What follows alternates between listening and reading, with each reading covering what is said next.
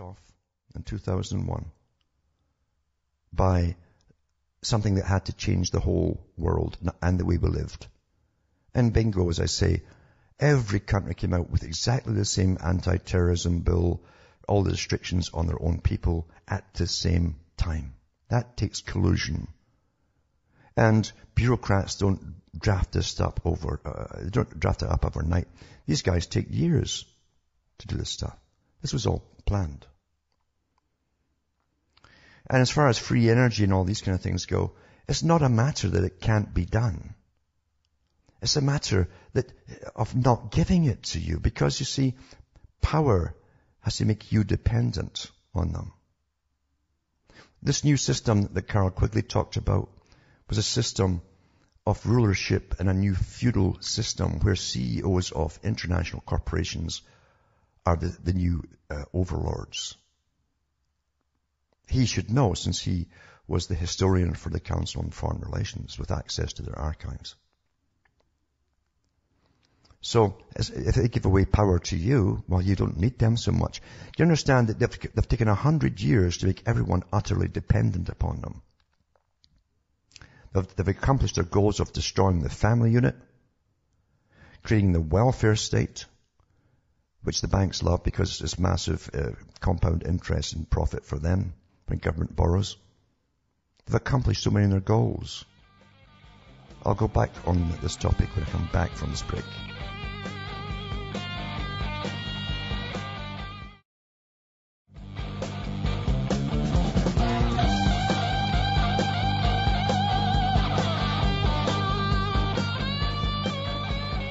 Hi folks, I'm Alan Watt. We're cutting through the matrix and just talking about the system as it really is. I've often said if you can't handle the heat, get out of the kitchen.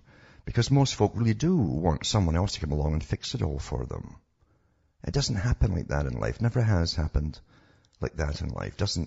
Never will happen like that in life. It's the individual here and there that will stand up on their lonesome because they don't belong to any group, who takes the consequences by saying what they have to say.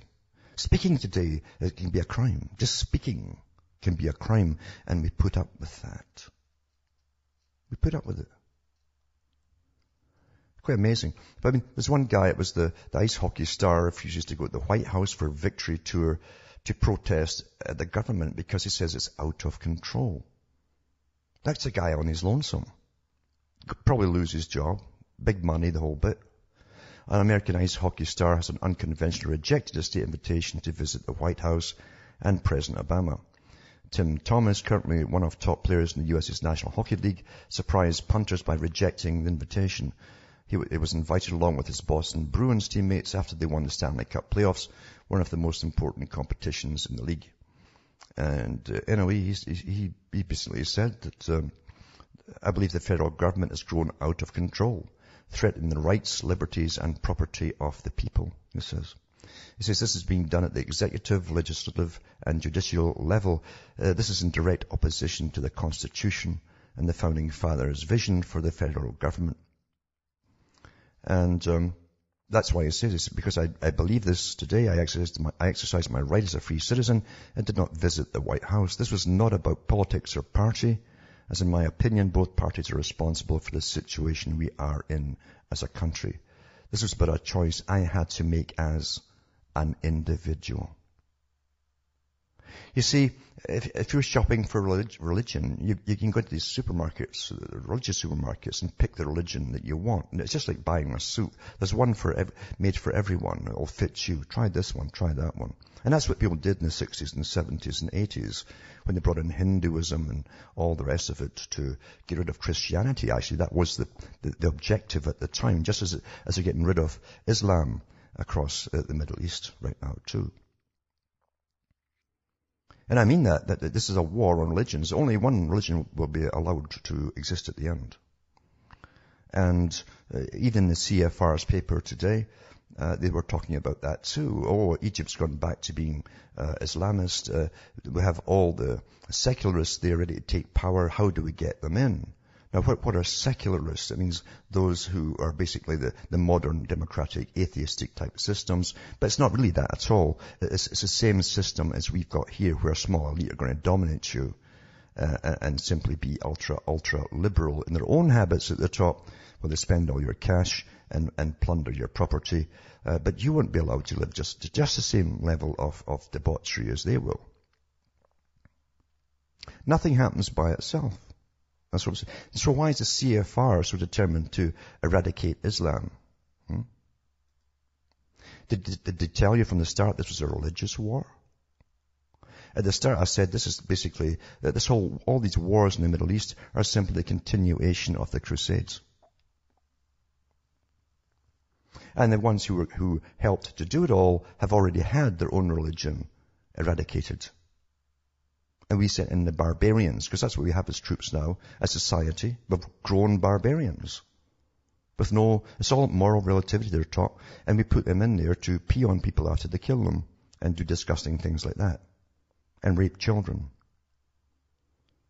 But we've got to demolish religion. But that really has kept these cultures over in the Middle East together for an awful long time. Because nobody has to ask what the laws are. They all know the laws. They don't have to have our judicial system, as they call it, with thousands and thousands of lawyers on top of it to fix that. They all know the basic rules. They're not hard to learn. But, as I say, that's not in the cards.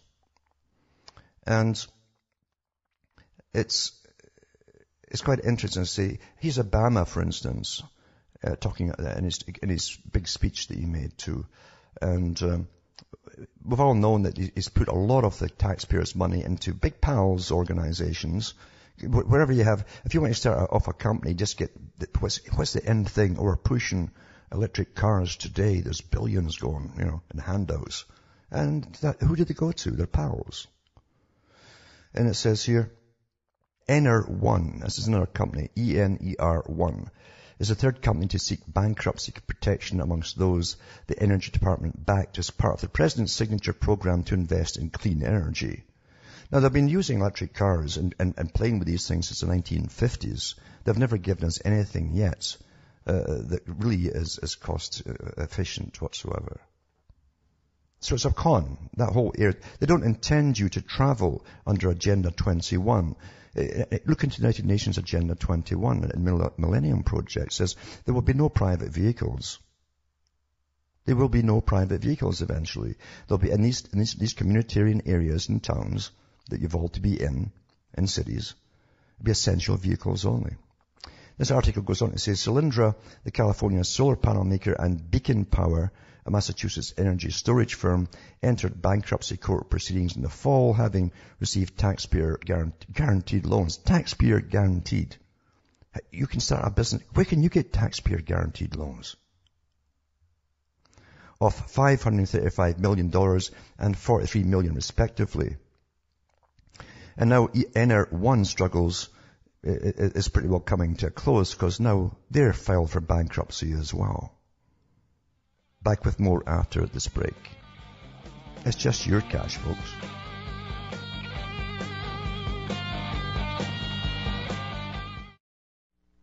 You're listening to the Republic Broadcasting Network. Because you can handle the truth.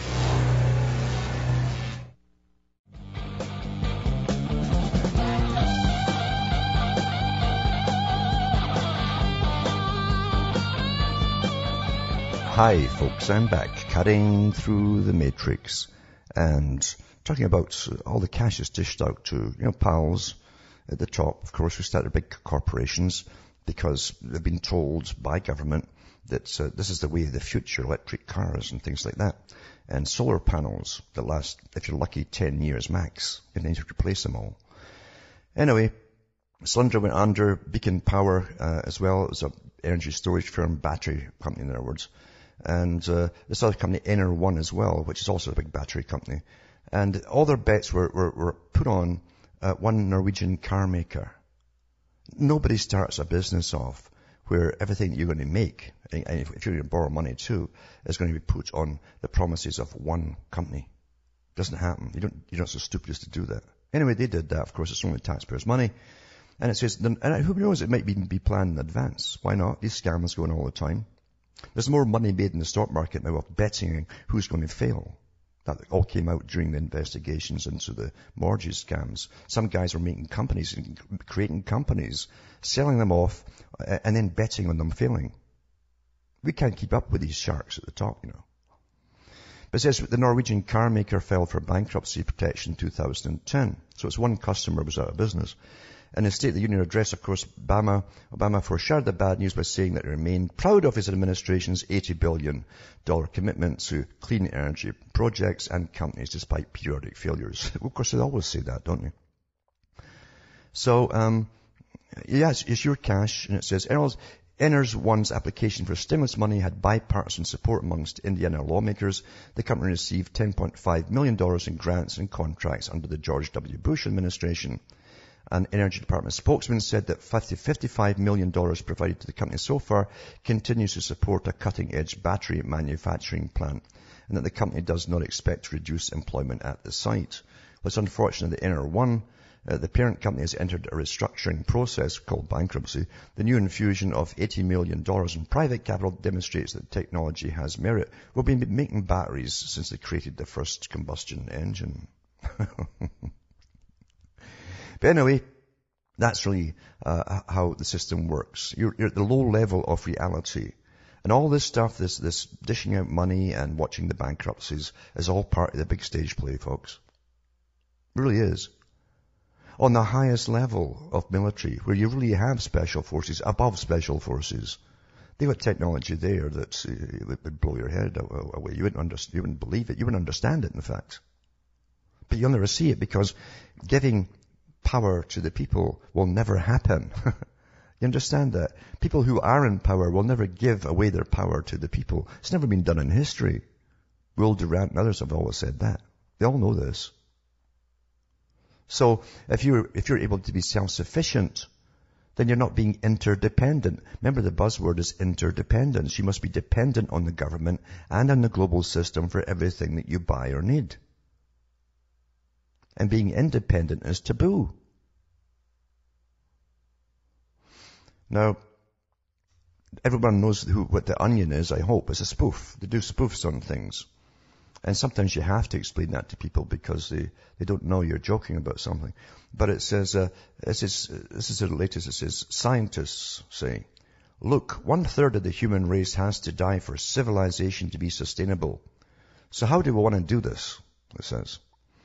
And it goes into saying there's no way around it at this point. A coalition of scientists announced Thursday that 1/3 of the world's population must die to prevent wide-scale depletion of the planet's resources, and that humankind needs to figure out immediately how it wants to go about killing off more than 2 billion members of its species, representing multiple fields of study, including ecology, agriculture, biology, and economics.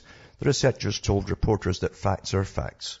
Humanity has far exceeded sustainable population size, so either 1 in 3 humans can choose how they want to die themselves, or there can be some sort of government-mandated liquidation program. But either way, people have to start dying.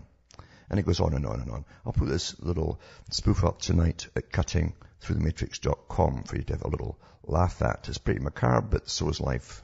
Life is macabre. Ask those folk in Iran who have been waiting for years now for bombs killing them all off and their families. Try living under that for stress. And of course, everyone's on and on and on about, oh my God, ACTA, they're going to do all this stuff with the internet. They already started doing it. Look back at all basically the restrictions they've already put on the internet back in 1995, 96. They've been at this all along. This isn't new.